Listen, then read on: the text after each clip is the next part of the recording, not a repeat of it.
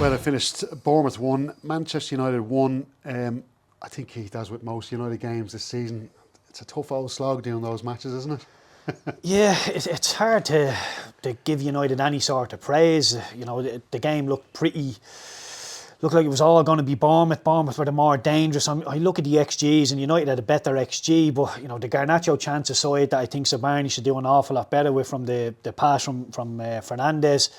United prodding and prodding, putting balls into the box, asking questions, but you're looking at them thinking, where's the bit of class? Where's the player to open up a defence? Where's the guile? It just seemed like get it out wide, lump it in the box and hope for the best from there, which, you know, at times can be okay when you're trying to ask questions, but Bournemouth's defender, Sabani, was really good getting his head on everything. So I just think they needed to try different things.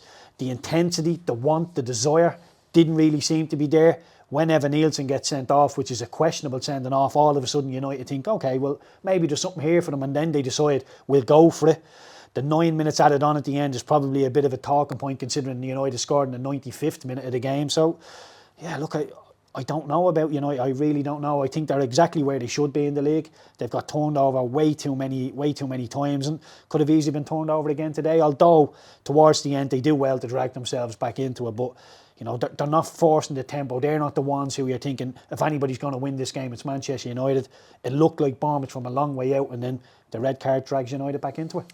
Do you think Bournemouth, I was going to ask you that, like, do you think Bournemouth would have seen out the victory with the full complement of players? I think so, yeah. I think as soon as Evan Nielsen goes off, Luke Shaw goes back to a more left-back type of position. A Roman left-back is getting up the pitch, and most of the balls coming into the box are from Luke Shaw. Mason Mount starts picking up nice little areas, but it was just the numerical advantage they have. And Bournemouth still defended really well to a certain extent with the 10 men. It was Ugarte gets a good touch, and then Hojlund snaps in the last little one. So it wasn't by any sort of design or nice play that United broke Bournemouth down. It was, you know, a forced contact by Ugarte. Hojlund nicks in with the second contact, and before you know it, it's in the back of the net. So Bournemouth, to be considering, they'll be feeling very unlucky with the red card. I do think Evan Nielsen slips into it. There is contact. There is, you know, a weighty bit of contact with the left foot, but the right foot slips and it's high in the air.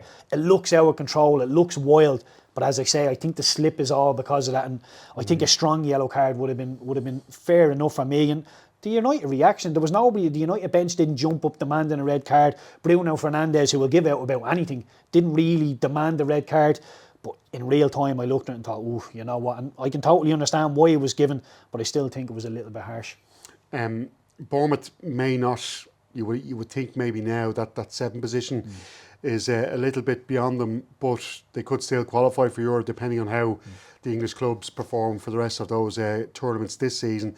Like, you would kind of feel, on the basis of how they performed across the season, the way they've played, very positive attacking team, like qualification for Europe is something, you know, I'm not saying you get what you deserve in your league position, but you would feel across the season that they have deserved qualification for Europe. Yeah, I think when you weigh up everything, the size of the clubs, the attendances, the finances available, I think Bournemouth have been absolutely unbelievable. And look, I do think they'd be thinking, Jesus, there might have been a little case of us getting European football next season. But I think the bigger thing on Bournemouth fans' mind should be Semenyo, Ataro, Kluivert, Evan Nielsen. Are they still going to be at the club next season? Because for as good as Bournemouth have been this season, they're still viewed as a selling club. The likes of a Manchester United, like if you think of a Kluivert popping into the Manchester United in the number 10, maybe the two wingers as well, there'll be an awful lot of suitors for a couple of players in those Bournemouth jerseys. Kerkez seems to be like Liverpool. The two centre halves as well look really good. So look, I think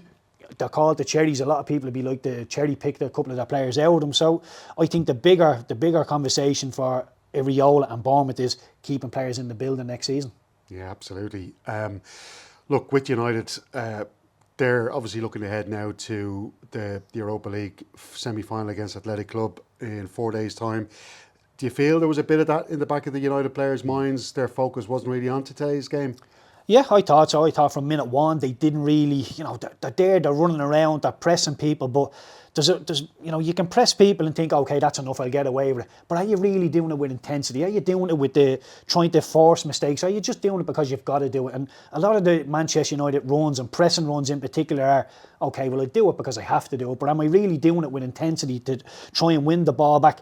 I don't see an awful lot of that from Manchester United. I don't see dogs that just want to win the ball back. And when United players have the ball, they're really good going forward. Okay, probably too many sideways and backwards passes. But what they need, Ugarte in there, no problem. Like you look at the United players, who is nailed on to start during the week in that big European game?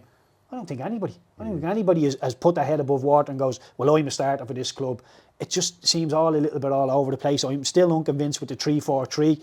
Manchester United, for me, have all the weapons to be a brilliant counter-attacking team, but they don't want to be a counter-attacking team. They want to have the lion's share of possession. They want to turn the screw and they want to really, wrench it and go straight for the jugular. I don't think they're capable of that. You've seen for long periods they had the lion's share of possession today against Bournemouth. Didn't really open them up too many times. As I said, balls into the box, a toe poke finish from Hojlund. I'm not sure where the class is. And people will say Fernandes, but if you're an opposition team, you think, if we keep Bruno Fernandes quiet, we've basically covered 90% of what Manchester United are going to do. I'm not too sure. People are saying to me about Rashford coming back next season. I think that boat is sailed, to be honest. I think he's been in the building. It just hasn't worked out from his body language. He has a smile back in his face at Aston Villa. And look, if I was in Marcus Rashford's ear, I'd be telling him, stay out of Manchester United, because he's at a Champions League club at the minute and doing really well there. Yeah, and the word from his camp does seem to be that he doesn't want to play for Ruben Amorim. So if Amorim's going to be at Old Trafford, it's unlikely we're going to see Rashford back there. Just to go back to Europa League semi-final, United are away from home at the San Mamés before they take the tie back to Old Trafford on the 8th of May. I've been to the San Mamés. It's a spectacular stadium. We know the final's going to be there. How much do you think Athletic Club will take from that motivation to play the final on their own patch? Is that something that will go in their favour, or maybe the pressure, something like that, can maybe go against you in a semi-final? Yeah, it can go both ways. It really can. If Bilbao turn up and they click, and Manchester United. I look at Manchester United, and obviously the first leg is away, and you think, how are Manchester United going to approach it? I think we all know how they're going to approach it. They're going to play a 3-4-3. They're going to try and keep the ball, try and create opportunities. Whereas I think they should be going over there just thinking, don't let them score. We'll bring it back to Manchester and we'll try and win the game there. It's basics of the game, but when you go away from home, you've got to be really resilient, really compact, give the other team as little as you can. But I don't think Manchester United can play that way. I don't think they can entice teams onto them, soak up pressure and then go and hit them. Defensively, they look a little bit too weak for me. And Casemiro come off, Harry Maguire come off. You would imagine they will start during the week. Onana, Maguire, Casemiro, Garnacho, Hojlund. The spine of that team just looks a little bit flaky and there's question marks over them. But you would imagine United, it'll be a different United than what we've seen today. Yeah, Casemiro is absolutely awful, has to be said today. One thing I think Athletic will be looking at, Keith, is something we mentioned in commentary. This goal kick situation that United have going on, which is like everybody knows what they're going to do. It's so practiced and so orchestrated. They've got the goalkeeper standing between the two defenders. Defender takes the goal kick to the goalkeeper, and then they try and play it out from the back. Like, surely if you're the Athletic coaching team looking at this, and whatever about those three men, you're looking at, well, who are they going to get it to next? That's where we need to put the pressure on, while we're also putting pressure on those three players. I think United could really come a cropper with this particular kind of move that they try and pull off in games. That's exactly what worries me about with the first leg being away from home. If Manchester United set up and start trying to play these little, centre halves out to the left back, out to the right back, if you're in the opposition team, you think if we press well, we'll get opportunities, we'll get rewards. And look, when you think back to what a possession-based team are, when you think of Manchester City over the last couple of years, it almost felt like, what's the point in pressing them? They're too good, you're not going to get a reward. But it doesn't feel like that with Manchester United. You feel you will get a reward. They will do something wrong. There were so many misplaced passes within the game today that would give you a little bit of, I'll get after these, we might get something. To be a possession-based team, you need to have wonderfully gifted players, wonderfully gifted technicians all over the park. Harry Maguire starting centre half, so there straight away you don't have a wonderfully gifted footballer. Bruno Fernandes, okay, he's one. Ugarte, not for me. Casemiro, not agile enough. Not bad on the ball, but not agile enough, not mobile enough. Very rarely breaks into a sprint. He has attributes, but they're not highlighted in Ruben Amorim's philosophy, formation, whichever way you want to put it. So I don't know how United go about it, because possession-based, it's not really their way. Counter-attacking, they have the players to hurt people, but you've got to be decent defensively and spring out. I'm not sure. I don't see an awful lot of improvement. And I've got a United fan in the house, and he was saying to me, under Eric Ten Hag, I think we would have been in and around where they were when they left. I'm not so sure Manchester United have upgraded. Yeah, it's going to be interesting to see what happens over the next couple of weeks in that tie, and then in the summertime to see what Amram does with regards to building a squad for next season. Just to finish, Keith, on Liverpool, we record this just before kick-off in their match against Spurs. We feel like they're going to get the point that they need to be crowned Premier League champions. Certainly deserved champions over the season, while they might have had a few, I suppose, iffy results in various competitions over the last few months. What has impressed you most, do you think, about Arne Slot this season? And going into next season, does he have a huge amount of work to do? No, I don't think he has a huge amount of work to do. I think the one thing that Liverpool fans and Arne Slot in particular will think is the rest of the Premier League will be a little bit better. The main example would be Manchester City. You would imagine they will recruit really well, shift on a bit of the dead wood, and they'll be a real force next season. I imagine Arsenal again will go again and be just as strong. But look, at this season, it's been absolutely seamless, and I didn't see this happening. When Jurgen Klopp left Liverpool, I thought Arsenal will win the league next season if Manchester United or Manchester City aren't at the races, which they haven't been.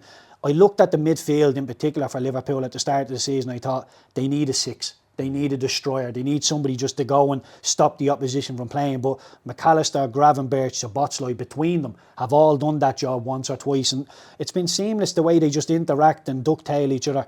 It's been excellent, and the fact that they've kept Salah, they've kept Van Dijk. A couple of my Scouse mates are saying they feel Trent might be staying now, which I'm not too sure on myself. But look, 2 out of 3 isn't bad, and the two that they've kept are irreplaceable for me. Trent Alexander-Arnold going forward as a right back is probably irreplaceable, but you can get a defender in there that will shore up a little bit more, and you task somebody else with giving you what Trent Alexander-Arnold does. So I think Liverpool next season as well will be just as strong, and you don't have to reinvent the wheel. They've been people are saying, oh well, it's a Klopp team that Slot has took on. This is morphing into a Slot team. Although they're Klopp's players, it's Slot's team, it's his tactics. Not quite as rock and roll, but you know, over the course of a season, I think this style of play suits Liverpool a bit more. One quick one, actually, just as you were talking about that, I texted a Liverpool supporting friend yesterday during the Crystal Palace Villa game, and I said, if I was Liverpool, the top brass there who gets the sanction of transfers, I would be busting the bank to sign Adam Wharton. I was watching Adam Wharton for Palace yesterday. My God, that fella can do everything. He can defend, he can join in with the attack, he's brilliant on the ball, brilliant passer. He looks like, now I'm sorry, the Crystal Palace supporters are probably tearing their hair out if you're watching this, but he looks like a player who's tailor-made for that Liverpool midfield. Yeah, he does. He's just one pace Larry, and I mean that in a good way. He never seems flustered, never seems like he has to break into a sprint because he's out of position. And for such a young lad with such a calm head, the technical ability of him, and I remember watching him early on at Blackburn. He was really, really good. Went into Crystal Palace, and within a couple of months he's making his England debut. Every challenge that's been put in front of him, he's been easy. He's been comfortable and easy to adapt. So, yeah, I think an elite club within England would definitely want Adam Wharton. Whether that's Liverpool or not, I don't know, but it seems like a match made in heaven because he can control and pull strings from back there. Great stuff, Keith. Thank you. Cheers.